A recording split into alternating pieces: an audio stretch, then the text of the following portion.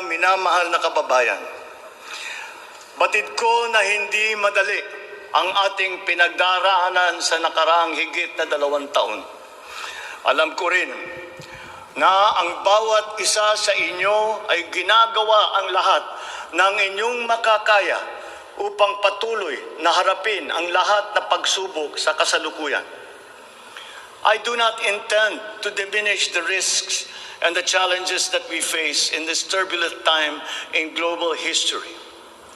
And yet, I see sunlight filtering through these dark clouds. We have assembled the best Filipino minds to help navigate us to this global crisis that we are now facing. We will endure.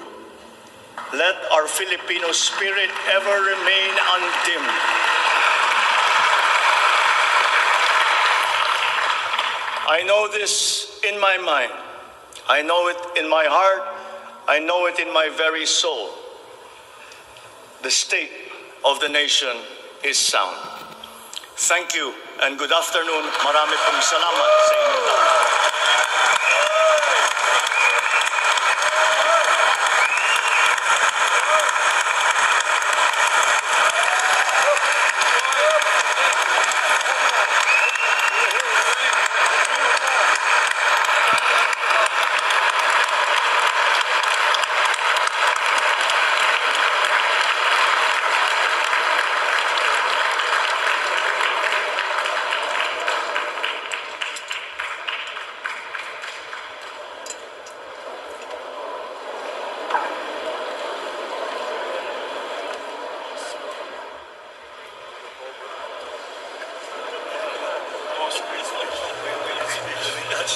Everything. You touched the button.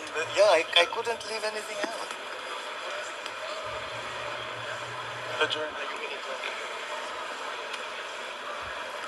Ladies and gentlemen, on the part of the Senate, the joint session is adjourned.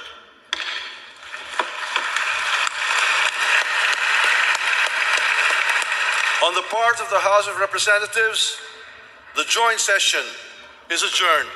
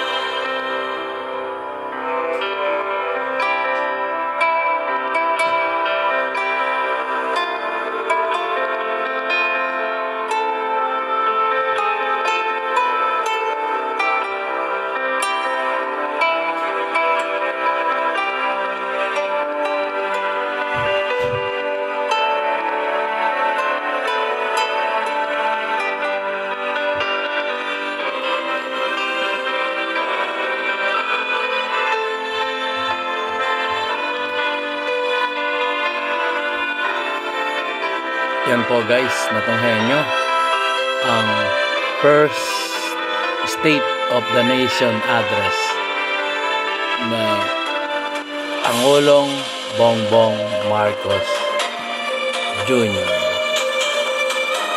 Yan po yung kanyang first State of the Nation address.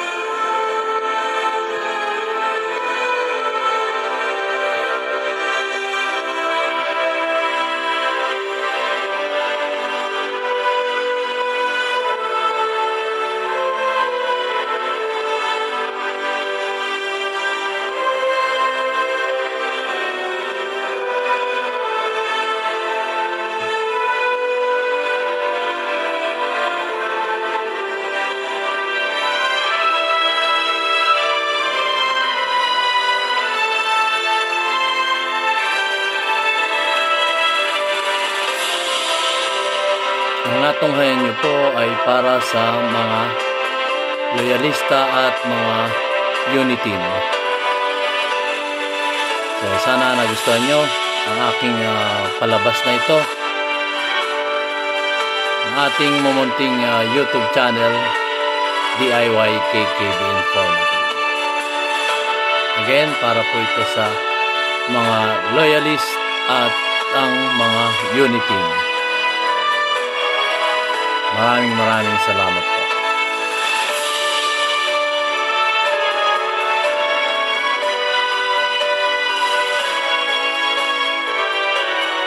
First State of the Nation address to ng ating Pangulong Ferdinand Bongbong Romualdez Marcos Jr.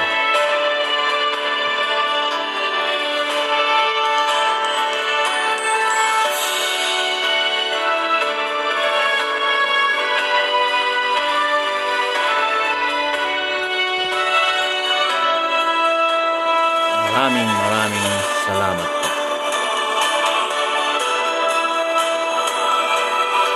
sa ating mga viewers at ang ating mga subscribers.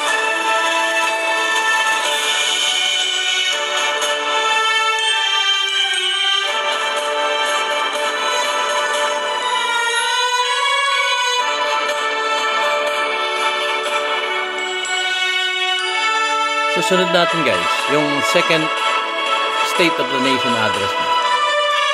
Pero gagawin ko pa yung full video ng State of the Nation address na. Ito po ay sa ending lang.